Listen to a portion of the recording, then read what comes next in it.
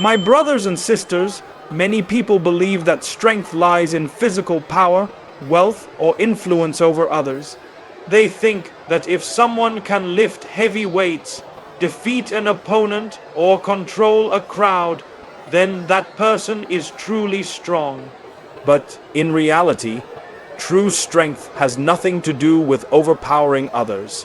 The Prophet Muhammad DA clearly taught us that the strong one is not the one who can wrestle another to the ground, but the one who can control himself at the time of anger. That is a completely different definition of strength, one that comes from the inside, not from the outside. To control yourself in a moment when emotions are high, when you have every opportunity to lash out, and yet you choose restraint, that takes a strength many people will never know. It's important to understand that discipline is most valuable when no one is watching. In public, we can put on a good face. We can act polite, avoid certain sins, and appear righteous because we know others are observing us. But the real measure of a person's discipline is in the unseen moments behind closed doors. When you're alone with your phone and the internet is right there, when nobody would find out if you watched something wrong, when nobody would notice if you missed a prayer, that is where your true strength is tested. Saying no in those moments, choosing the right path even when it's easy to take the wrong one, is a mark of genuine discipline. The reality is, our own souls will constantly call us to comfort. The nafs loves ease. It whispers, sleep a little longer, you can pray later. Or don't tire yourself with Quran today, you can read tomorrow. This is the internal battle every believer faces daily. If we always listen to our nafs, we will remain weak and spiritually stagnant. Just as an athlete trains their body by pushing it beyond its comfort zone, a believer must train their soul by resisting those whispers and forcing it towards good, even when it feels hard. That's how discipline grows, by repeated resistance against the easy way out. One of the best ways to build this strength is to start small and stay consistent.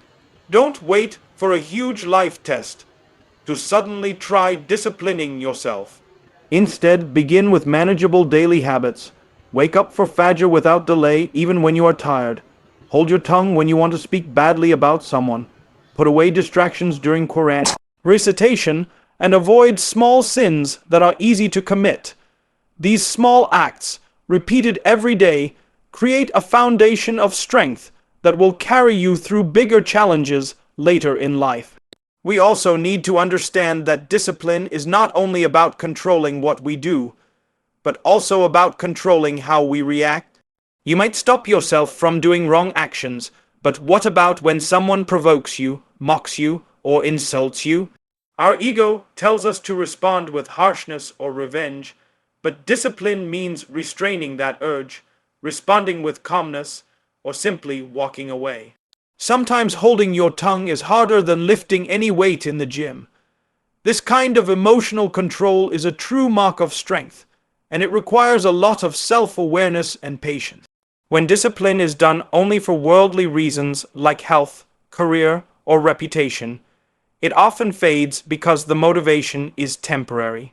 But when discipline is done for the sake of Allah, something amazing happens.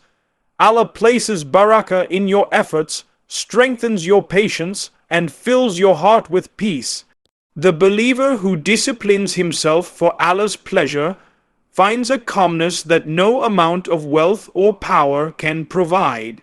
Even in difficult situations, he remains steady because his strength comes from a deep connection with his Creator. So, my brothers and sisters, remember that muscles will weaken with age and wealth will eventually leave your hands, but the strength of a disciplined soul will remain with you in this world and benefit you in the hereafter. Every day, ask Allah to help you control yourself for His sake, to guide your actions and reactions, and to make you strong in moments when weakness would be easy. That and only that is true strength. Do you want me to also prepare a short, punchy version of this so it can sound exactly like a Mufti Menk social media clip? That way it works for both speeches and reels.